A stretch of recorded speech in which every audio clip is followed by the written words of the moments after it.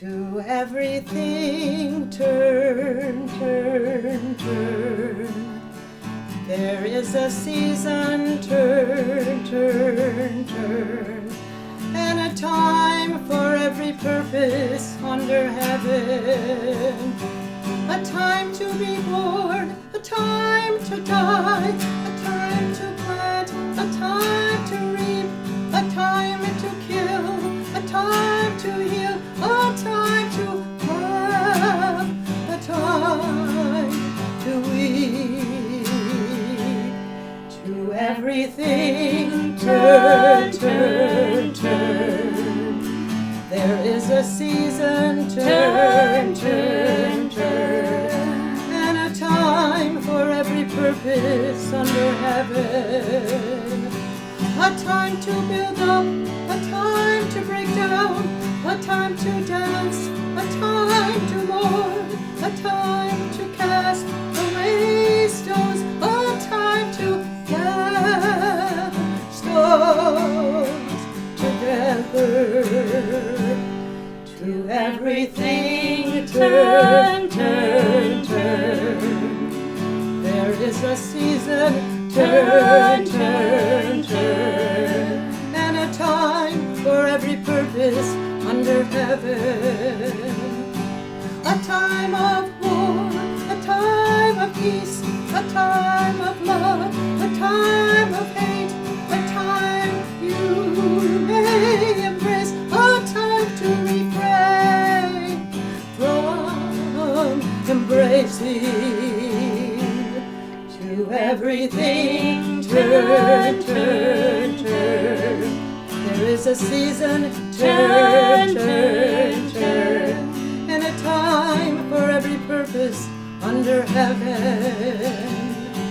A time to gain, a time to lose, a time to rent, a time to sow, a time to love, a time to hate, a time of peace. I swear it's not too late. Welcome everyone to this SAC production today. It is August 31st, 2013, a Friday. And we are doing a show today on grief, on an unlikely topic, but certainly one that needs to be discussed. And I have invited 5 guests today, and we're going to do it in a different configuration from previous shows that I've done. We're doing a panel discussion, and I think that'll be most effective. I hope you'll tell your friends and family to tune in, and you can watch this on Channel 16 and also on our website, sac.tv. That's SACC.tv, and we are the Schenectady Access Cable Council at our new location on 34J Street. So I want to welcome everyone here today. I'll start on my left and introduce everyone. We have Carl Noakes. Oh, sorry, Carl. We'll start across the table. Carl Noakes, and Carl is the Minister of Hospice at Ellis Hospital. Yes, I'm a chaplain at Ellis. A chaplain at Ellis. And next to him is Harry Bombard, and his lovely wife is here today, but as a guest. And Harry is the founder of Grief Share, and we're going to be talking about that today because there's some classes coming up and we want to announce that. And next to Harry is Dorrie, and Dorrie's last name is Szetella. Yes. And Dorrie is a Bereavement Facilitator for Grief Share. Yes. And next to Dorrie is Denise Meehan, and Denise is also a Bereavement Facilitator for Grief Share. And then next to me is Mark Klarney, and he is the Hospice Bereavement Counselor. And you're located in Troy, is that right? I work out of the New Klarney, the Albany office. Oh, the Albany office, okay, but you're all kind of combined. All under community hospice. Community yes. hospice.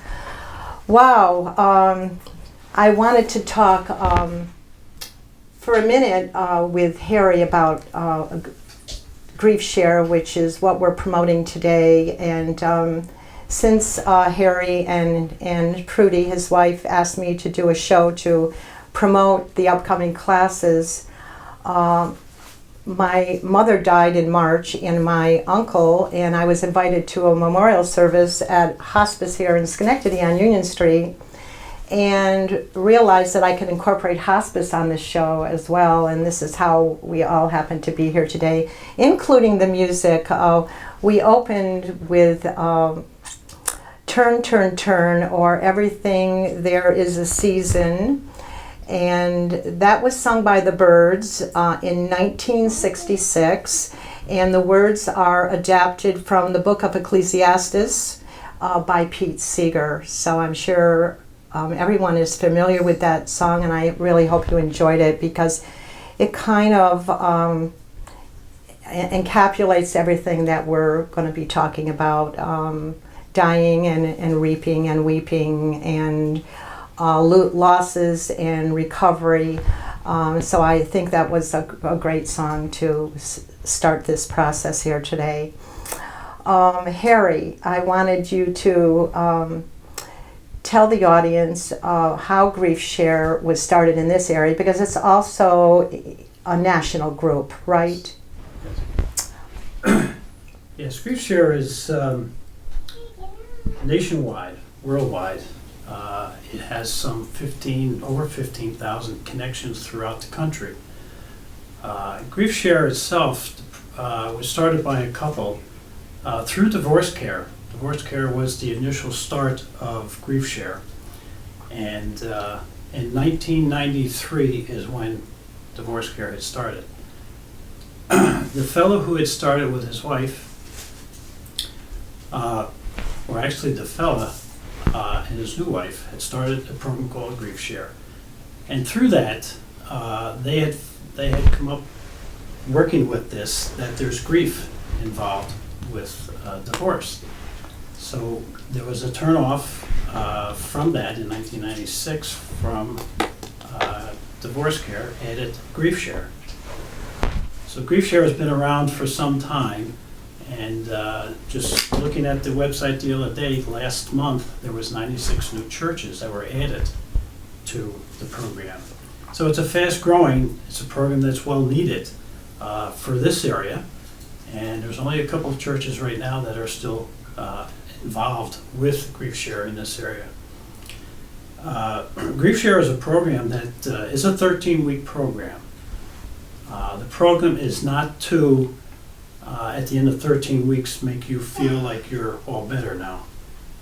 It's it's an aid for the individual to get some reconstruction in their life, to give them a pattern, to help them move on. There's 13 lessons that are involved in this, and each one gives a different aspect into grief itself. At the end of 13 weeks, we have had people come back 2 or 3 times involved with Grief Share. It is a very intense program. Most of the time, what we do is we come in and we have an opening session where people will just, we ask them how their week went. And it is a little hard for some people to interact, but by the end of, I think around our 5th week, people start opening up, which is great, because this is what it's all about. It's interaction with other people. And then by the end of our 13th week, you see a lot of people starting to move out, starting to move into a healing process. Not totally, but they are getting to where they start to open up. They feel comfortable, and they will even start to express their own feelings, which is great, and that's what it's about. It's just being able to express where you're at, being able to talk about it, because grief is something that people do not talk about. And through the Grief Share program, we have seen many people do that.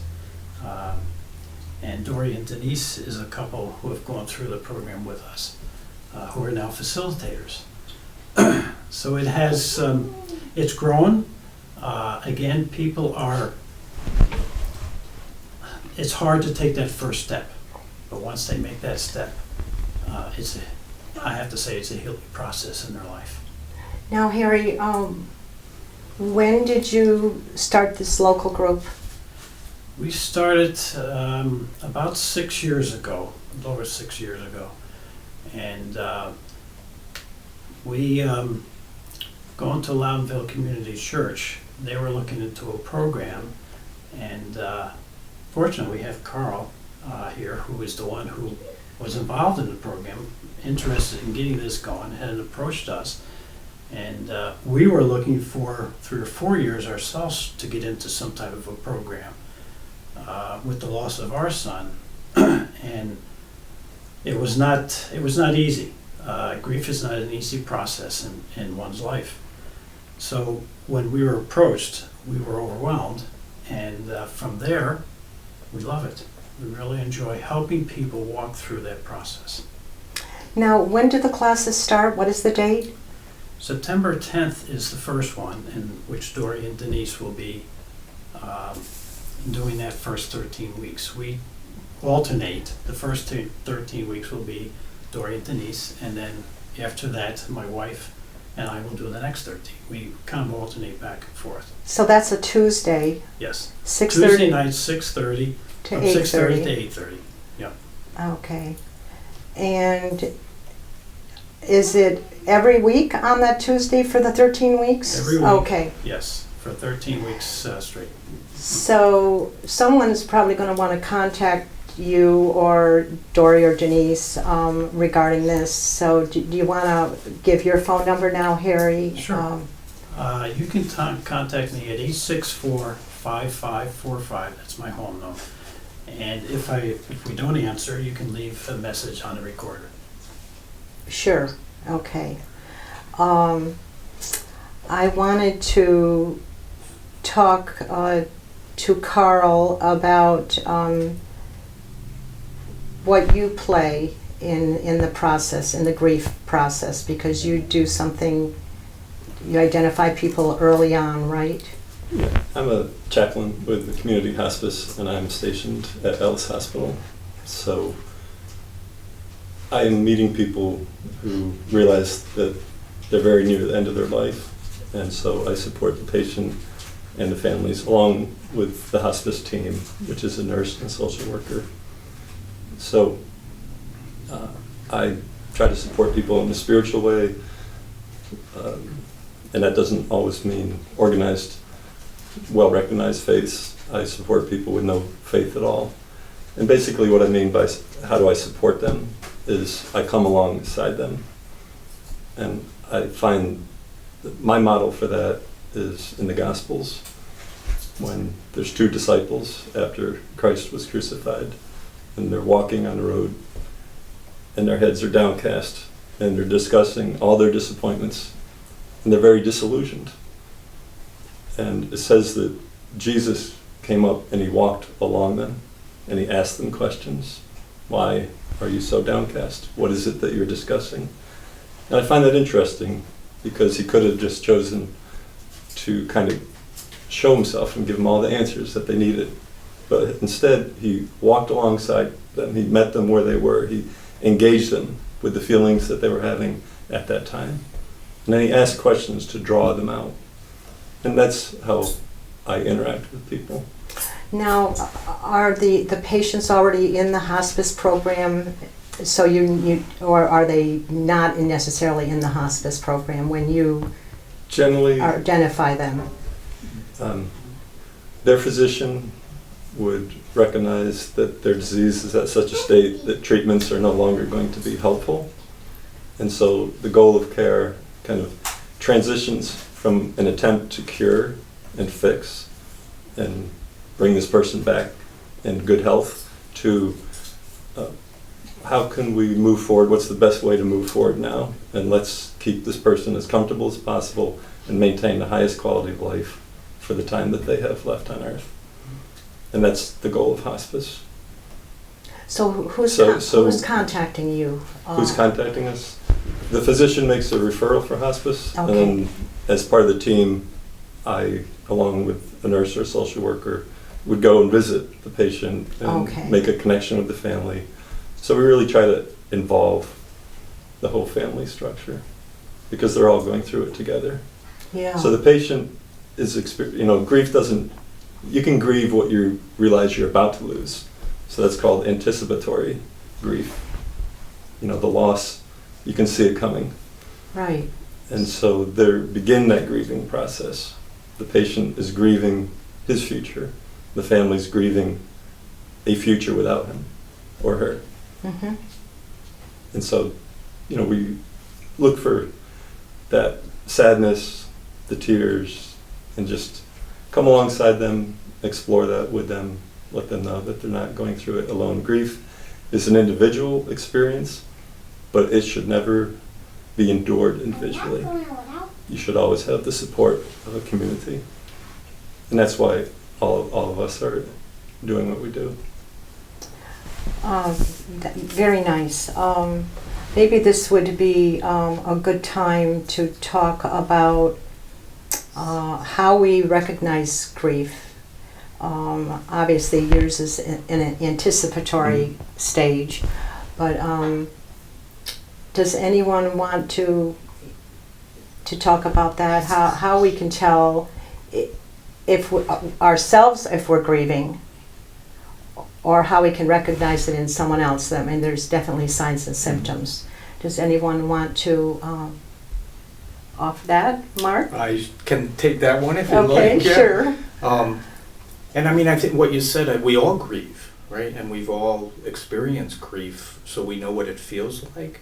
Only sometimes, I think it's that what Carl said about, we all grieve alone, yet we don't need to. There's support out there. And there's a hesitancy, I think, for people to reach out for that support. Typically, when I get phone calls for someone who wants to come in for counseling, most of what I do is one-on-one counseling after the death of a loved one. The grief has settled in. People are feeling, it affects them on different levels. Cognitively, people will literally say, I feel like I'm going crazy. It affects our thinking. We don't think. It's more difficult to concentrate, to focus. I don't know if folks agree. Yeah. Tasks. I've had people share. I've been balancing a checkbook for 50 years, and now I can't even do that. Or I'm reading a novel, and I find myself reading the same page over and over again.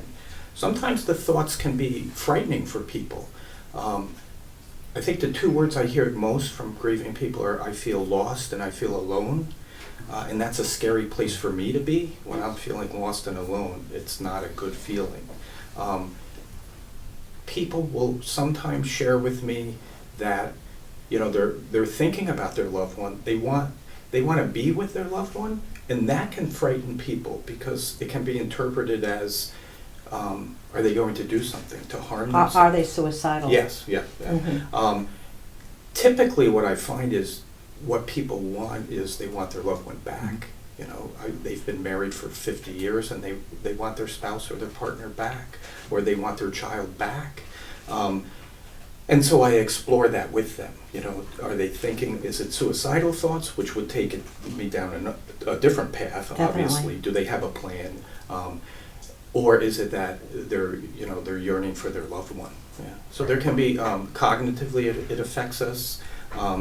Behaviors change. People will come in and say, I can't stop crying.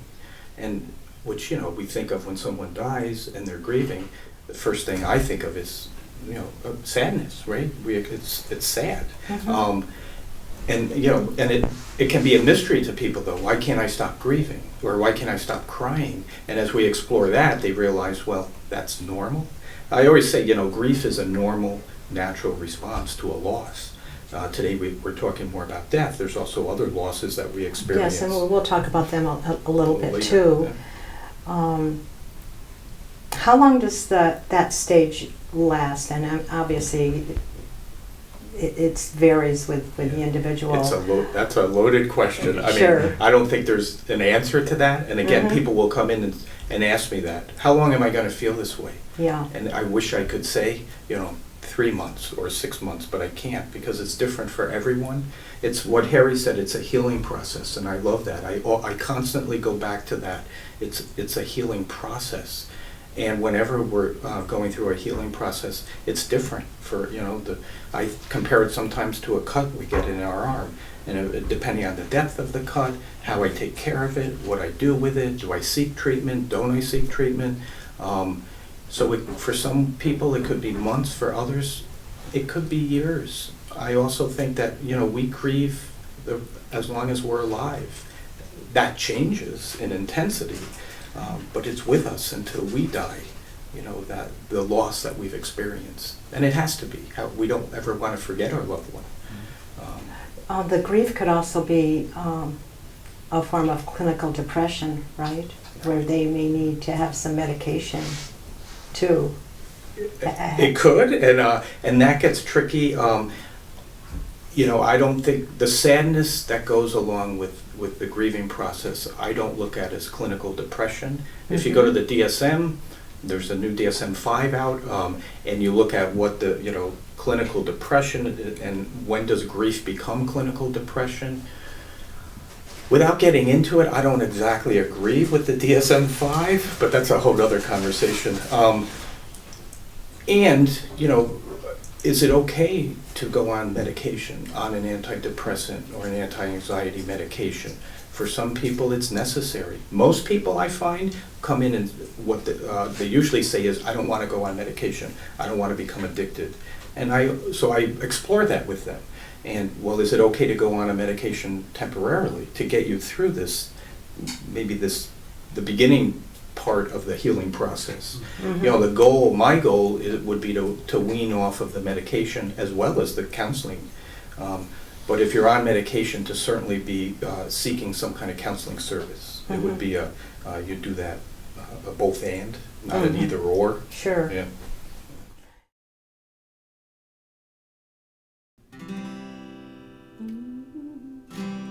Some say love, it is a river that drowns the tender reed. Some say love, it is a razor that leaves your soul to bleed. Some say love, it is a hunger and endless aching need. I say love, it is a flower and it's only seed. It's the heart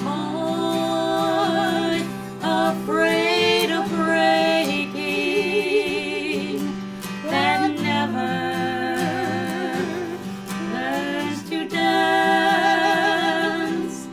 It's the dream afraid of waking that never takes the chance. It's the one who won't be taken, who cannot seem to give, and the soul afraid of dying that never learns to live. When the night has been too lonely and the road has been too long, and you feel that love is only for the lucky and the strong, just remember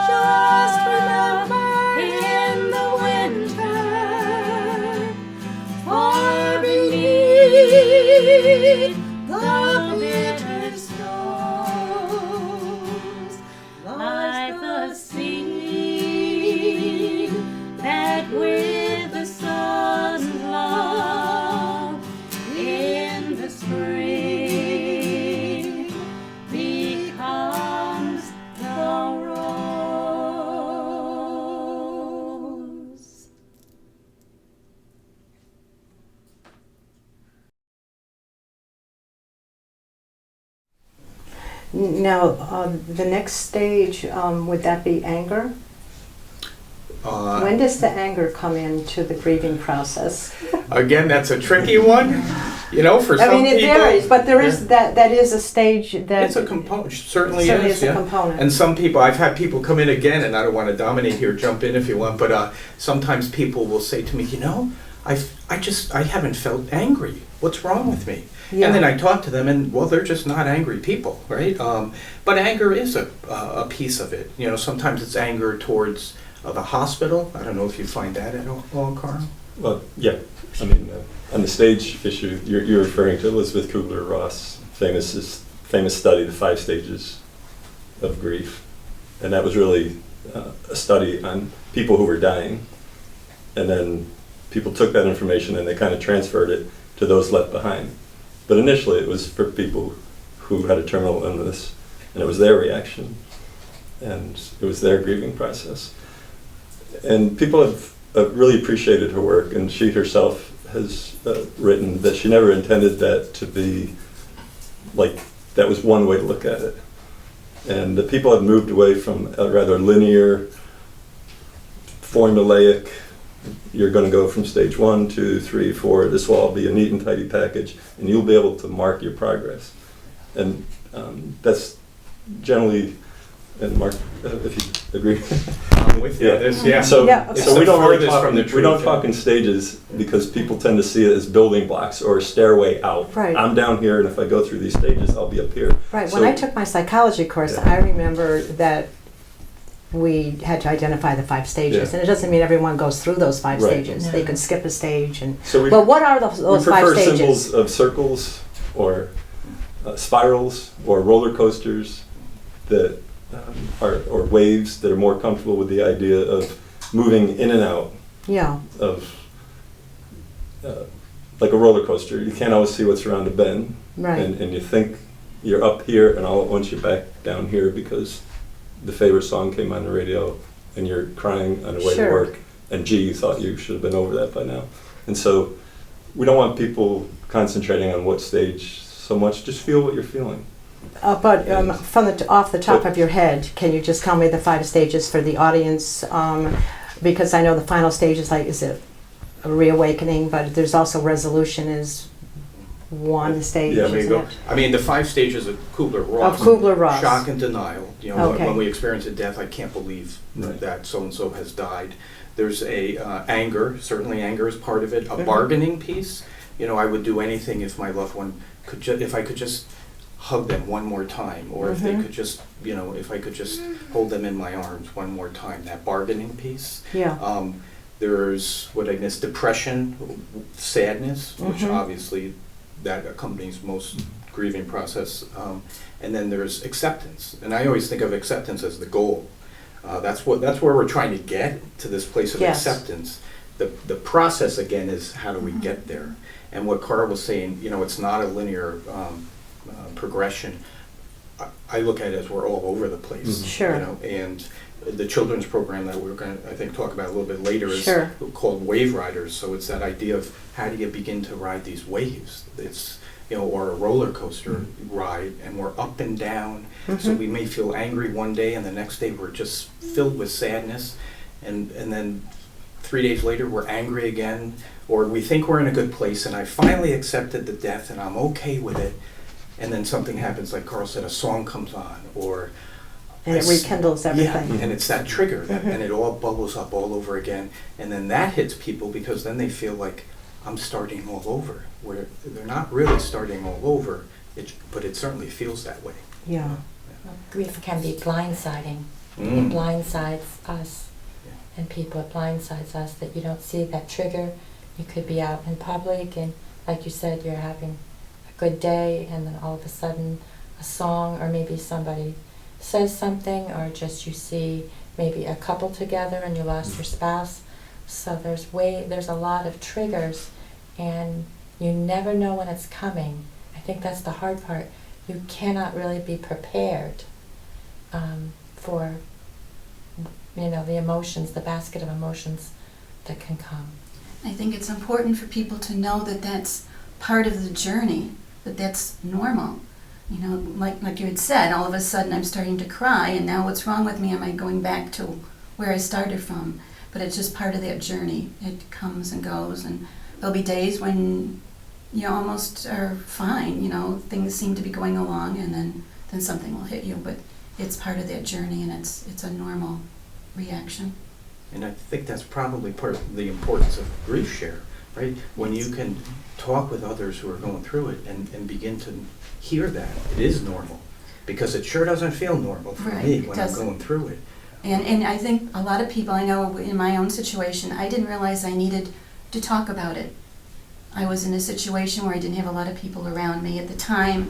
I didn't know that that's what I needed. I needed to be in a safe environment where I could talk about it and get some support from other people that have been through it. And you're right, that's part of, you know, why Grief Share seems to be so helpful to so many people, is it gives you that safe place to talk about it. It's okay to cry, it's okay to Yeah. show your anger, it's okay to laugh at something, it's okay to support someone else. Now, this grief share group is only for human loss, is that correct? Yes. Okay. So do you have people already that have signed up for the class that No. you're starting? We really Not don't know really. when. We don't go through that process of pre-signing people. Uh-huh. If they are aware that we're there, they're welcome to come. Well, If certainly it's- we can get that message out today, can't we? That's the Yes. whole purpose. And if it's a day, if it's a week or two down the road, it's still okay. Right, whether there's one person that shows or 6 people that show, we're there for them and we're there every week. The doors are open for them to feel free to come. This is a big step for an individual. Yeah, yes. To choose to come in to a grief share, something that they're not familiar with at all. And to make that big step is a very big step for that individual. Once they're there, and once they feel that safe environment, the openness of each individual, because they're all in the same, they all have the same camaraderie, I guess you want to call it. Mm-hmm. Uh, Camaraderie, Not a yes. good way of saying it, but, you know, they're all going through the same thing in different ways, in different realms, but Yeah. the loss of a loved one. So with that, once they get in there, and it is hard. We've seen people 3, 4, 5 weeks into this, wouldn't say a word. And then once they feel that, they open up. And what a feeling that you get from that. To see the turn, the change in the healing process. You know, I want to say that it is a healing process that we go through, and there's a lot of pain in that healing process. Yeah. And you know, to know what the girls were saying and Mark was saying, there's a lot of things that you know, in our loss that you don't realize what's going on. You went out to the car and you didn't have the keys, or you didn't know where you set the keys, or you get in the car, you don't even know where you're going. Yeah. There's a lot of things that affect our life every day through that loss that we don't realize, and grief share is one of them that bring that out. Yeah.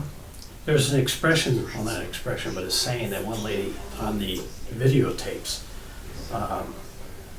that she says, in order to go through grief, you have to turn into the wave. Because if you're going to go along with it, you're going to get tossed, you're going to get bubbled around. You have to turn into it. And I believe sailors are one thing that they'll say, if a wave comes along, they turn into it. It's kind of hard to think that, you know, you've got all this coming at you, but unless you go into it, you know, it's hard. It's something's going to be there. You're going to mingle in your life all the way through. Now, are you ladies looking forward to this class? We are. Very much so. Yeah. Is it usually a mixed group? From your experience, Harry, that you have men and women, both? Well, I have to say more women than men. More women than Us men. men kind of shelter Well, ourselves. We do it differently, that right? kind of leads us into an aspect of the cultural aspects of grief and how it's different in this country, and maybe it's moving in the right direction. I I think it is, because communication is much more open. But we can talk about that, because men typically are stoic and don't show their emotions as much as women. That's just the generalization. And it's almost like discouraged to show emotion, because it's like anti-masculine if you do, or maybe a sign of weakness. A sign of weakness. Or lack of faith. And that's why when people come to us, sometimes they'll just burst into tears, and it's a safe place for them to cry, you know, to really open up. But you know, the previous generations, it appears like, I think about my own mom, losing her husband, or my father early on. There weren't support groups in those days, you know, and for some reason they didn't talk, and they didn't even cry in front of you. But what courage they had to get through. Sure. But I think there are a lot of other support groups in the world, but we're slowly coming around where we just haven't talked about death enough for people to feel like there is such a support group, and they can come out and get encouragement and help and be around people where they're safe and they feel comfortable. Yeah. Now, is there only one grief share group right now in this area at Loudonville Church? No, I believe there's two other that are going on. I'm not totally sure where they I are. think there's 2 others that will be starting soon. If people would go to the griefshare.org website, Very good. put in their zip code, Okay. it will pull up whatever is nearest to them within Okay. like a 10-mile radius. Oh, okay. But it's a good website. It has a lot of information about grief share. Do you welcome anyone in the group that has been through a divorce? I mean, I know you have a divorce. There is a divorce share, so you would direct them to that group, For correct? It's a divorce. totally separate group. Does anyone know about divorce share? It's We have it. divorce care, Yeah. and Or they will divorce care, Divorce not care. share. right, and Okay. I think they will start the same time we do. Okay. It's also at Loudonville. Oh, it is, and it's the same night Same too? night. They're on the So they're same running night. simultaneously at the church. Sessions. I wanted to give that church number. Could someone call the church if they wanted to check on like the time, and that church number for our audience is 518 area code 426-0751, and that's the Loudonville Community Church. Then there's, I don't know if this would be the time, but I'll just kind of chime in that, Sure. you know, Community Hospice also offers various different grief groups. We have general living with loss support group. There's a more specific widower support group. There's a daughters group for adult daughters who have lost either parent. And then we have support groups for children. So, you know, there's a variety of groups that run.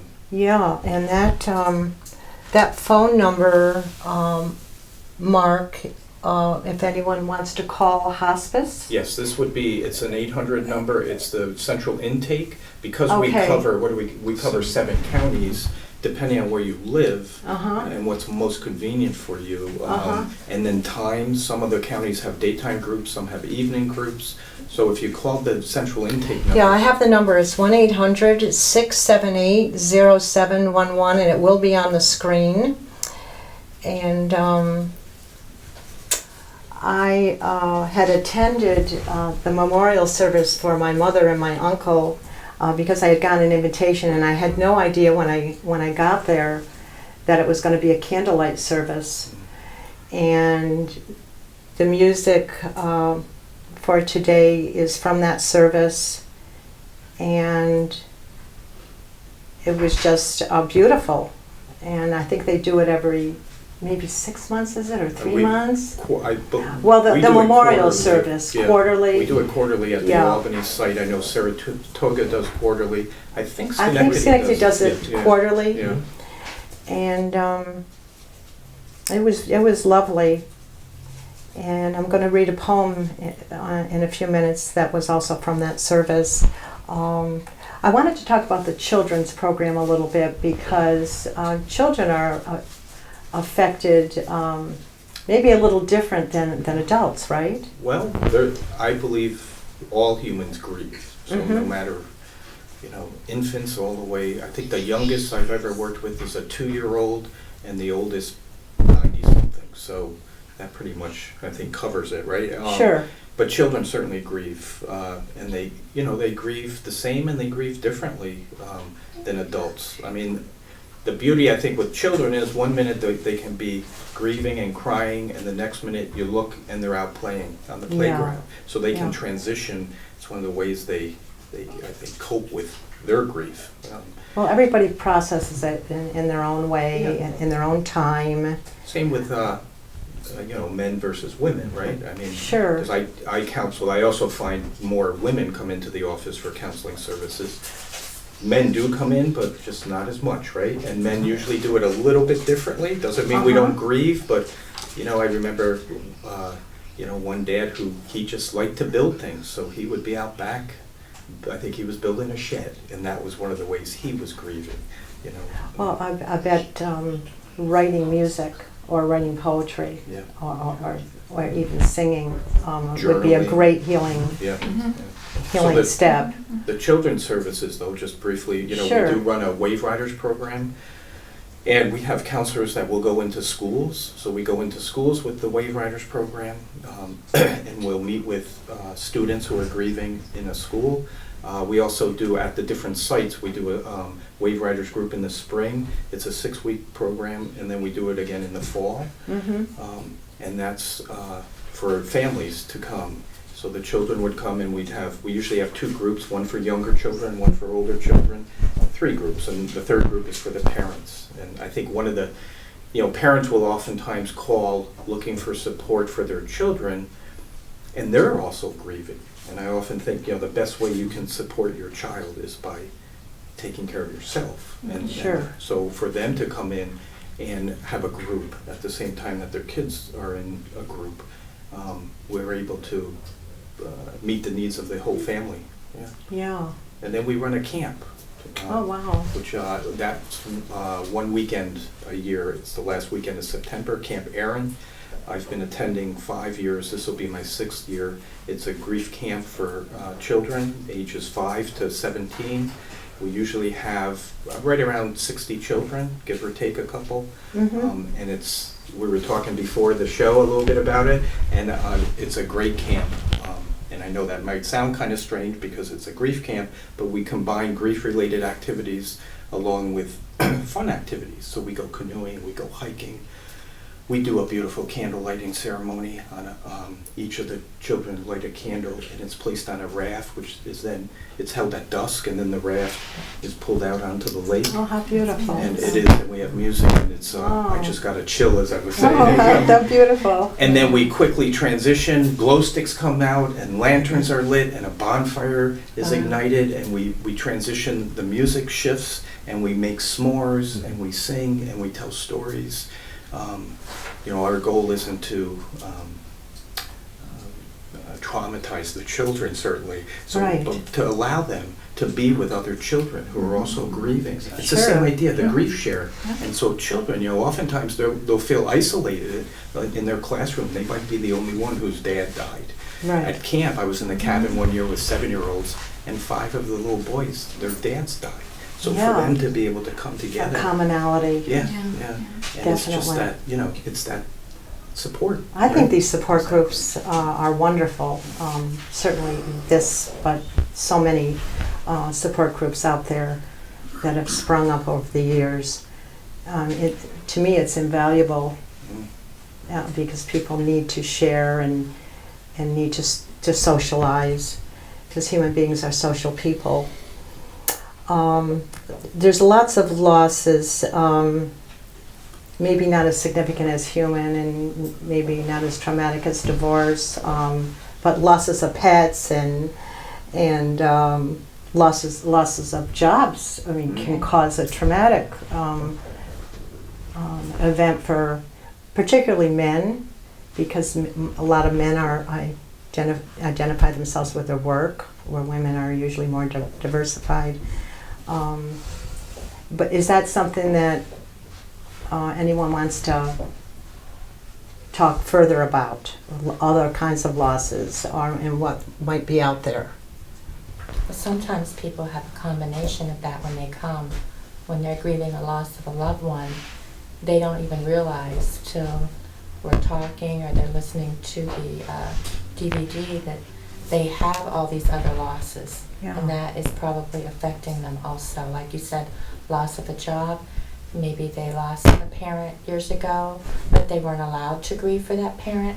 So now they lost maybe a husband. So all of a sudden, this is overwhelming them with, they realize more. Sure.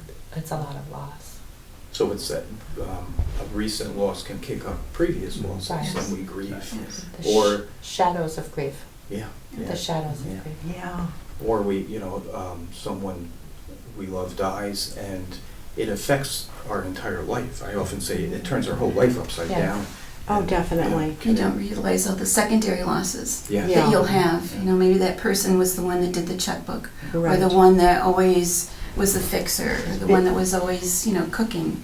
And those are those secondary losses that sometimes don't occur right away, and then all of a sudden you realize you're missing that piece A again. big adjustment.